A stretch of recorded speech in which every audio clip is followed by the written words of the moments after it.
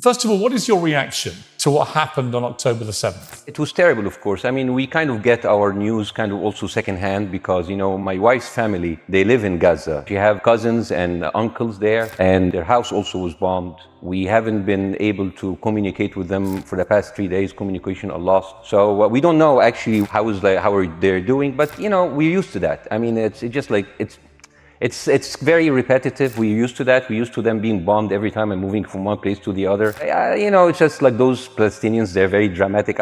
Israel killing us. But they never die. I mean, they always come back. You know, they're very difficult to kill, very difficult people to kill. I know because I'm married to one. I tried many times, couldn't kill her.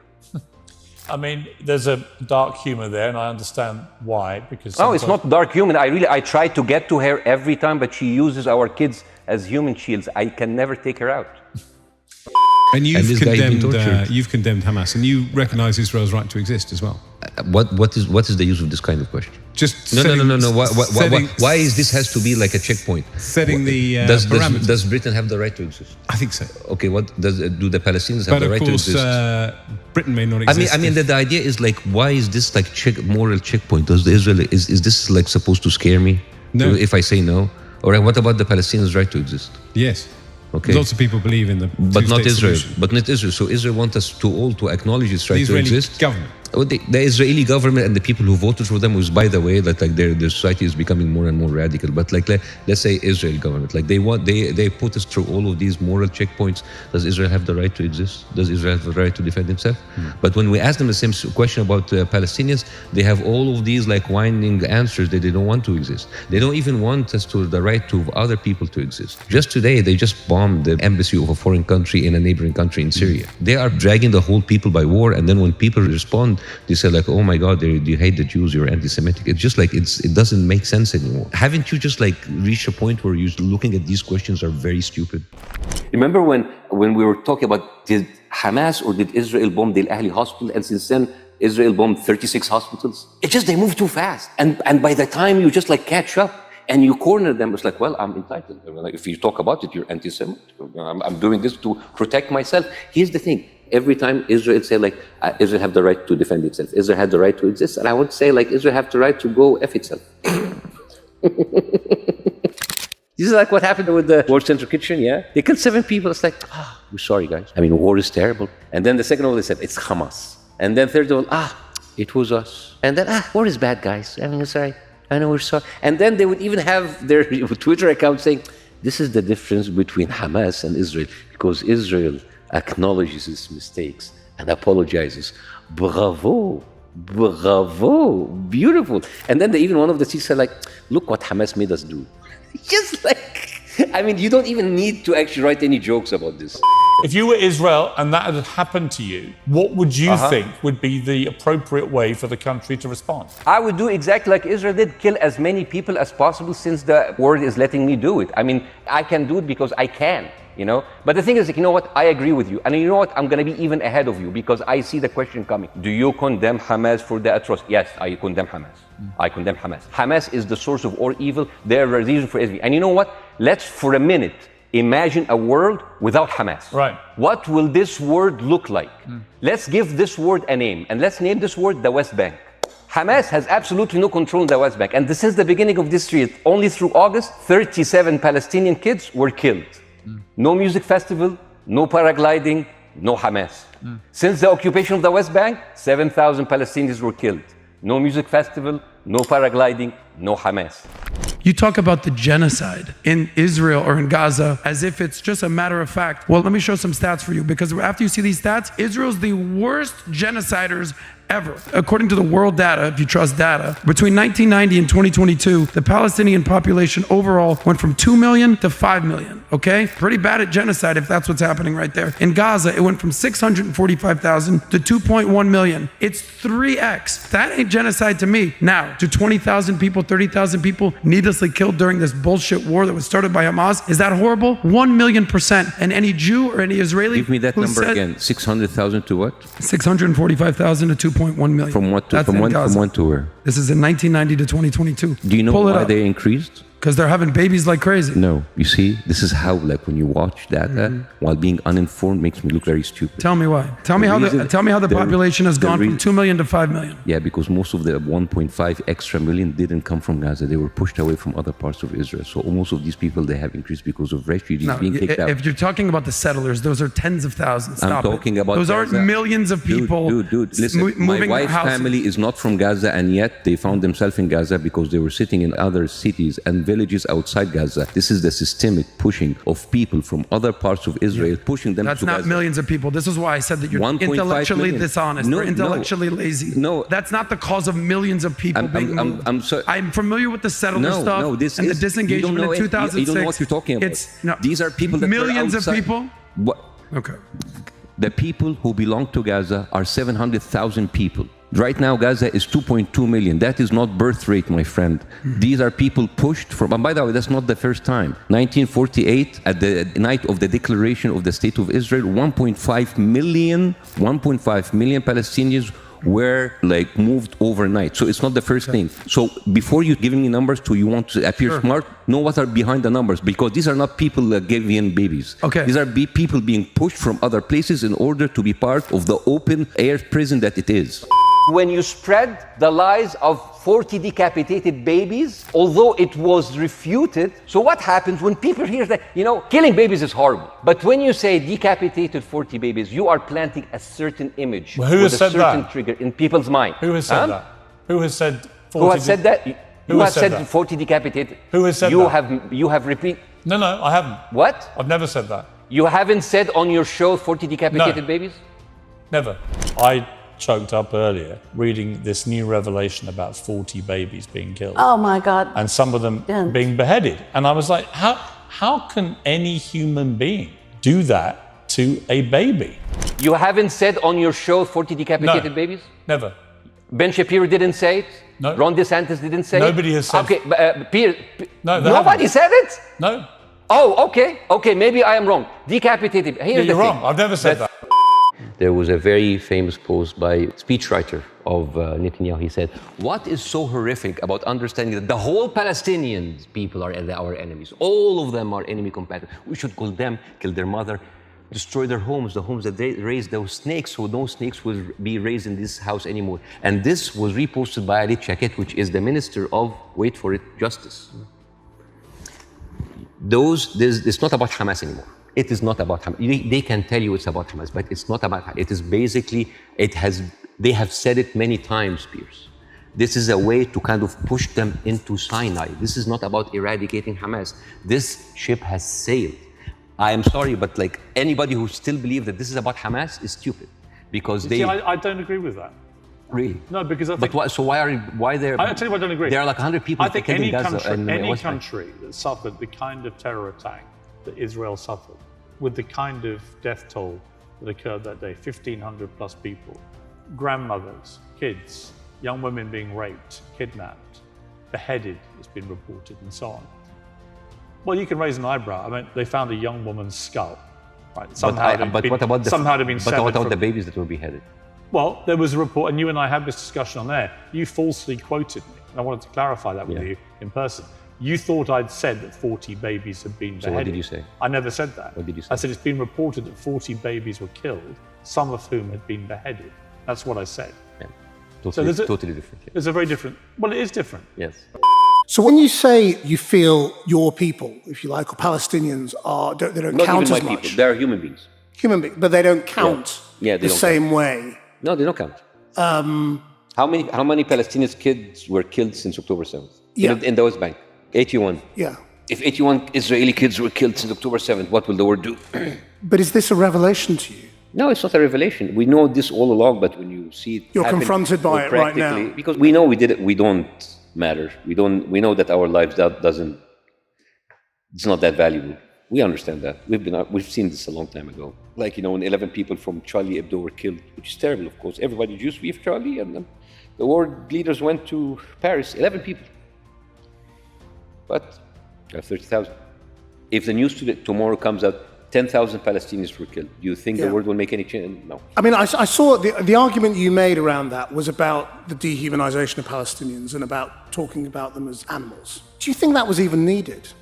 No, it's not needed, but it's. Do you know what I mean? I mean, you know, because I think, you know, it's just self-evident that people in some parts of the world are valued less than people in other parts of the world when it comes to death. When you're living in the Western world. Yeah. The question is, do you think the Palestinians needed to be dehumanized, or were they just worth less in the West? Both, because in order to escalate the violence, you need to remind the people how inhuman those people are in order to continue doing it. Because Israel has been killing them on a daily basis, but in order to up the violence every now and then, you need a little bit of a reminder of how inhuman those people are. There's a very important point here. You know, I want to understand what is the logic of Israel carpet bombing Gaza. I mean, if there's a logic, if this will make Israel safe, I want to hear the logic. So if they continue bombing, what are they hoping to achieve? Well, I think we know what their stated aim is. Their stated aim is to eradicate and wipe out Hamas. They believe Hamas are living predominantly in northern Gaza. They also are aware they're living amongst civilians. So it's an incredibly difficult thing. As I said in my monologue, you know, it is very, very difficult to see how they do this without massive collateral damage. So if I can understand this correctly, basically Israel is doing this to pressure the Palestinian community in Gaza to turn against Hamas. Is that right? I'm sure that's part of it, yes. That's part of it. So this is exactly what terrorist organizations do, because terrorist organizations will have no chance beating a whole nation in battle. So they terrorize and they kill the civilians in order to spread fear and terror so they can turn against their government to change their policy or to resign. You have just compared Israel with ISIS.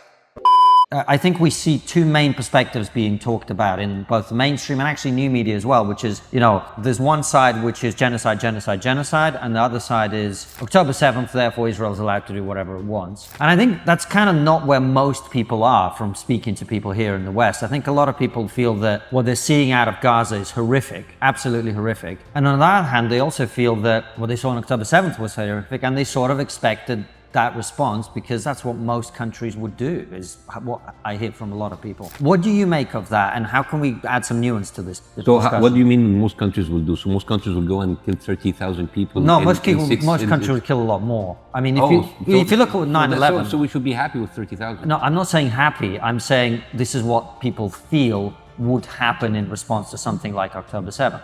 Just from speaking to normal people, whether it's right or wrong. But why are we resetting the clock at October 7th? I'm not resetting the clock. No, but here's the thing, because it's either like October 7th. What about October 2nd? What about September 15th? Like the whole idea of like people think that there was like a ceasefire before October 7th. That's not true. 3 weeks before October 7th, Israel bombed Gaza 3 days straight, and there was no music festival to do that. I mean, before October 7th, there was 234 Palestinians killed in the West Bank, which is not even in Gaza. There was like 70 kids killed. That's without October 7th. The thing is, you only see October 7th, but the fact is, like, if you're a Palestinian, what options do you have? You throw rocks, you're a kid, you throw rocks and your limbs will be broken. You join armed resistance, you're going to be called a terrorist and killed.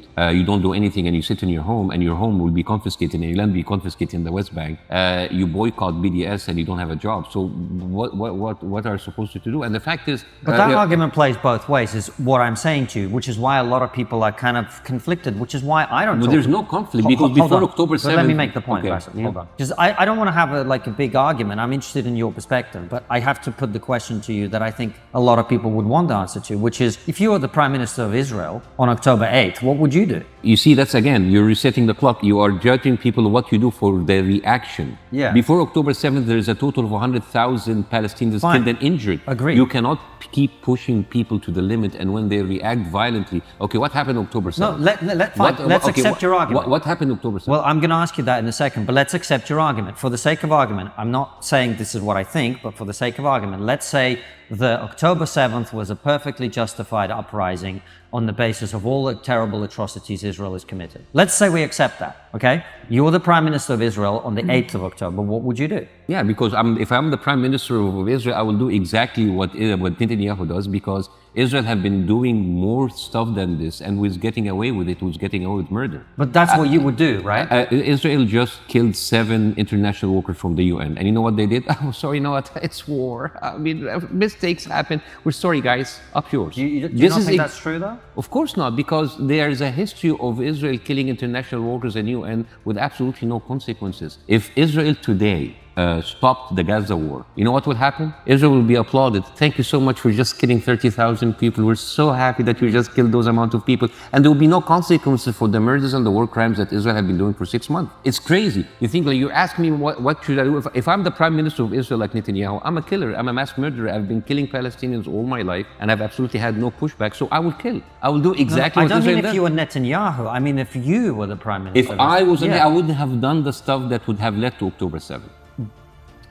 Fine, but that's not really where we are. That's not the reality of the situation. No, the reality of the situation that you want to corner people on October 7th and you forget what happens before. Bassem, I'm not trying to corner anyone. I'm saying... You just asked me if I was the Prime Minister of Israel. Yes. If I was Netanyahu, no, I would do that. If I was Bassem, I wouldn't have done the stuff that Netanyahu has done that would lead to October 7th. How can I expect to believe this regime, especially if the president of Israel comes down with this ridiculous thing? Have you seen him there? No. He said, okay. This was reported by Sky News, and it was the funniest thing I've seen so much. This was a Colin Powell moment, but like the cheap edition. Mr.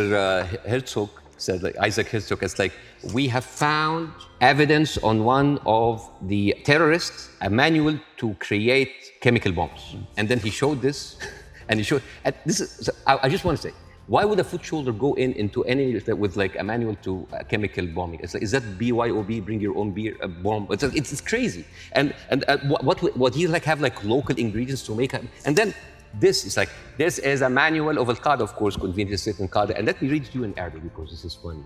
النشرة الدولية المعنية بالتطوير الذاتي والمعرفي للمجاهدين, which basically say this is basically like a catalog for self-improvement for mujahideen. I didn't know that they have life coaches. So this, and you know what Sky News said? It's like, we cannot confirm or any of this, but we will show it anyway. So let me respond. So this is like this is a lying government. Rishi Sunak told Benjamin Netanyahu that the situation in Gaza is increasingly intolerable. Is increasingly intolerable. I don't even need to comment. I need to just repeat what he said, which is interesting, that after 6 months, 30,000 people killed, 80% of the place destroyed, 100% of the people displaced, 50% of the victims were children, but it is starting to get a little bit uncomfortable. Does it not fall foul of the same problem, though, right? That in the same way that in the West, we kind of, particularly in the media, and absolutely our politicians actually, they try to characterize Islam as being defined by its most extreme proponents, its fundamentalists, which I think is wrong, right? Like, I dispute that to the strongest level. Similarly, to argue that extreme rabbis, the most, extreme orthodox individuals, their version of Judaism is not the Judaism of, for example, sort of Western liberal Jews. And I don't know if it's fair to sort of characterize that entire faith based on... Absolutely, I agree with you, but isn't it weird that the same extreme rabbis are the head rabbis of the Israeli army? Isn't it like weird that like their words is being repeated by the prime minister themselves? When the prime minister talk about the Amalek, when you talk about the Amalek, basically you're giving permission to kill everybody, woman or child or anything, because they're the Amalek, they need to be wiped out. Yeah. So it's the same way, like you cannot judge the Arab world or the Muslim world by some extreme rhetoric said by the leaders of ISIS, right? But if the president of Egypt or the king of Jordan or the king of Saudi Arabia are starting to repeat that rhetoric, that's problematic, correct? The whole idea about like, we need to kill the infidels, and if the president of Egypt started saying that, that's problematic. Now, if the prime minister is not just that, is the members of his cabinet. I mean, we just talked about the example about like insulting Christians. Yeah. Ben Gvir, he's the minister of national security of Israel. The guy said like spitting of Christians is not a hate crime, it's part of my faith. That is a minister. So I'm not picking on because you can pick on extreme people on the internet, from the Muslim side, from the Christian side, from the Jewish side, but I'm talking about people who are in position of power. If I'm criticizing Israel, why is this anti-Semitic? It's like when you criticize Saudi Arabia or Iran or Egypt, nobody calls you an Islamophobe, right? But it's only Israel. It's like this kind of like, oh, you feel all of this like victimization, all of this like guilt tripping. Israel is a government, is a country. And I don't know why, as an American, I can say whatever I want about Trump or Biden, and then I come to Israel and all of these like booby traps that you cannot go into. It is unfair and it's against the freedom of expression. And I think if you have two groups of people who are ideologically wedded to your destruction as a state and as a populace, and you're constantly firing rockets, as Hamas have done for over a decade now, then that cannot be acceptable. You have to stop that, right? These are terrorists who've now shown on October the 7th their true colors. They don't just talk about wanting to kill all Jewish people, they are going to do it if they get the chance. So I don't believe Hamas can possibly stay in any position of authority in Gaza. I think that would be ruinous for not just the people of Gaza, but also for Israelis. So if you're going to get rid of them, which many people think on both sides is inevitable and should happen as a consequence of what they did, the big question is, how do you do that? And I don't know any other way other than the way Israel is currently doing. Hence my personal moral quandary about this. so if a terrorist takes over the Empire State, instead of taking him out, we bomb the whole Empire State? Well, that's the question, isn't it? Proportion. That is not even a question. Well, that was not even a question, because that would be ridiculous. What perhaps I hear less of is your thoughts about Hamas and how you, as now an Arab American, but as an Egyptian too, how you relate to the Islamism and the commitment to violence and the commitment to establishing a Palestinian Islamic entity from the sea to the River Jordan, how you make sense of that, and whether you have a critique of that too, which you want to express, or whether you don't feel able to express that. No, I'm sorry. Did you say like an Islamic entity from the river to the sea? Did you say that? I did. But people who shouting from the river to the sea are not really Islamic, and they don't. And many of them don't even agree with Hamas. The river to the sea is a Palestinian chant. It's not an Islamic chant. That's number one. Number two, from the river to the sea is not coined by the Palestinians. It's coined by the Israelis. It's in the Likud Party Charter 1977. They say from the sea to the Jordan, there are only going to be Israeli sovereignty. So they coined the thing before that. Bassem. No more interviews. I'm sorry.